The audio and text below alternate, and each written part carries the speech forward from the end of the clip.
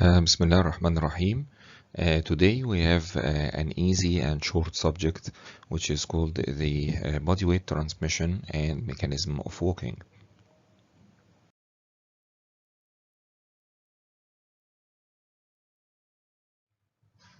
First, we need to identify the axis of gravity.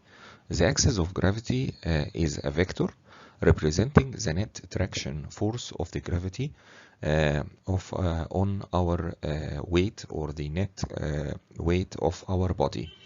The direction of this vector is in the midline of our body, downwards to the direction of the ground. The weight transmission differs from the appendicular part of our skeleton and the axial part of our skeleton.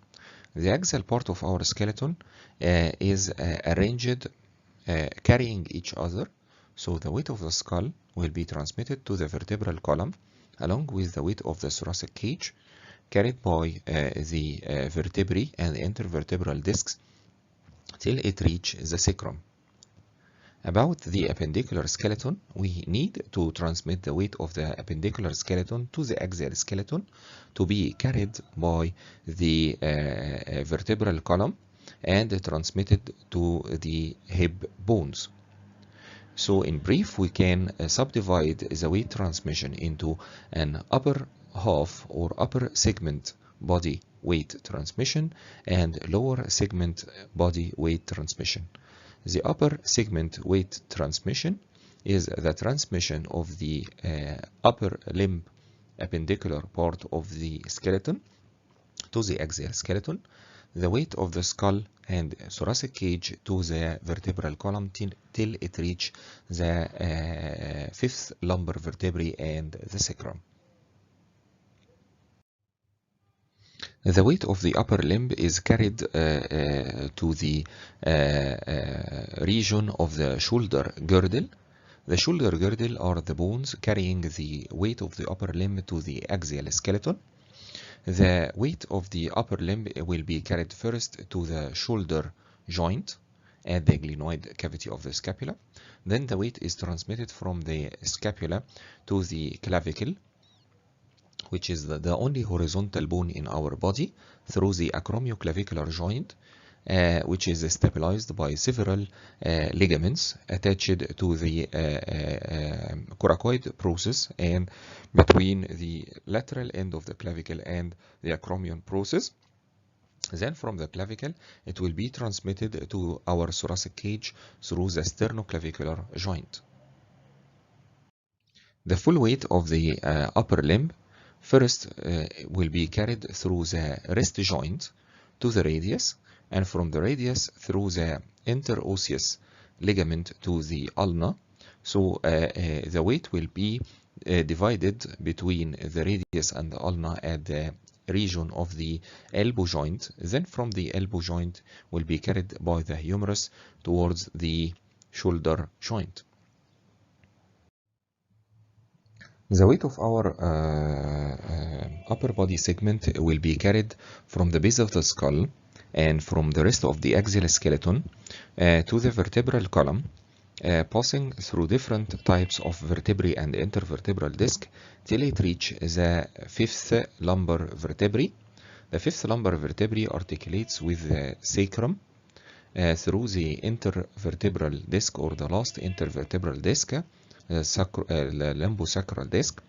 Then the weight will be carried to the sacrum, especially the upper three sacral segments.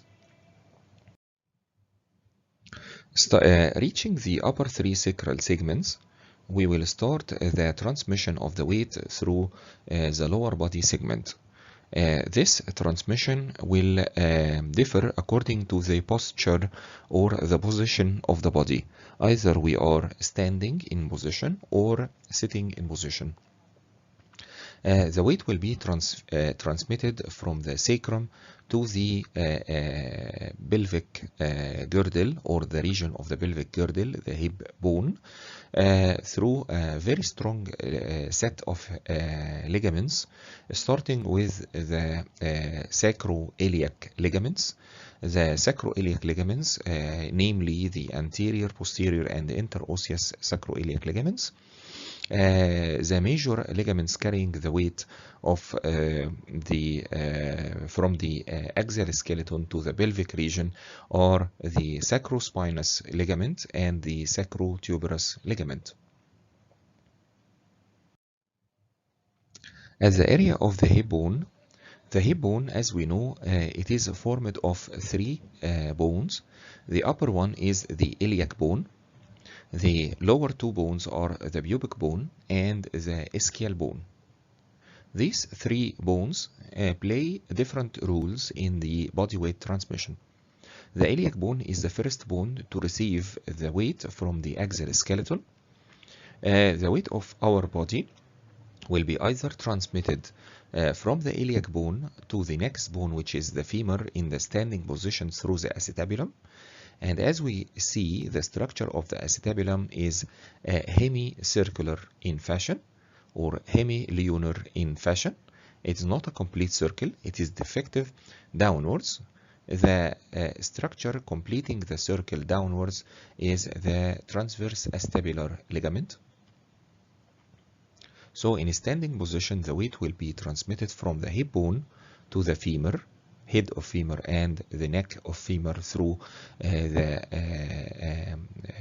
femoroacetabular or the hip joint articulation. In sitting position, the weight will be transmitted from the iliac bone to the ischial bone and ischial tuberosity, where from the ischial tuberosity it will be transmitted directly to the ground or the chair we are sitting on. The role of the pubic bone played in the body weight transmission is not to transmit weight, but to conjoin both hip bones together, or adjust the attachment between the two hip bones, the right and left hip bones, through the symphysis pubis attachment. Revising the axis of gravity from a lateral point of view, we can realize that the axis of gravity is passing behind the hip joint and anterior to the knee joint and ankle joints. Passing behind the hip joint will force our body to lean forwards. So in a standing position, we have to contract the back muscles to balance the weight and not leaning forward too much. This balance will prevent the falling on the ground or the falling forward. Passing in front of the knee joint will force the knee joint to be extended, and passing through the anterior aspect of the ankle joint. So this will force our ankle joint to be dorsiflexed. After reaching the head and neck of the femur, as we can see, the femur is not located in a straight vertical position. It is deviated, or its shaft is deviated partially to the medial side. So the weight transmission will be directed in the shaft more over towards the lateral condyle of the femur, and from the lateral condyle of the femur will be transmitted to the tibia. The tibia is the bone carrying the weight of our lower segment. From the tibia, the weight will be carried to the talus, which is the first tarsal bone through the ankle joint, and will be equally distributed among the arches of the foot. We have two arches of the foot. We have the lateral arch of the foot and the medial arch of the foot. The lateral arch of the foot is more straightened than the medial arch of the foot. so it is more near to the ground. So the lateral arch of the foot is the main arch of the foot concerned with body weight transmission during standing position. So we call the lateral arch of the foot the static arch of the foot, while the medial arch of the foot is more higher up, and so it is more concerned with the body weight transmission through movement or through the walking cycle. So we call the medial arch of the foot the dynamic arch or the dynamic arch of the foot.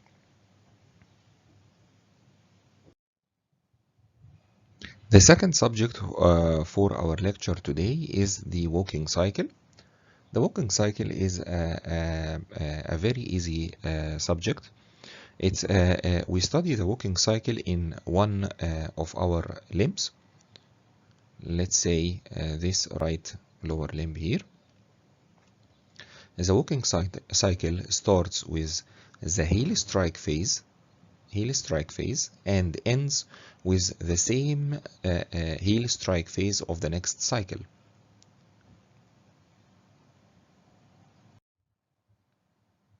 The walking cycle is formed of two phases. The first phase is called the stance phase, which represents about 60% of the total walking cycle.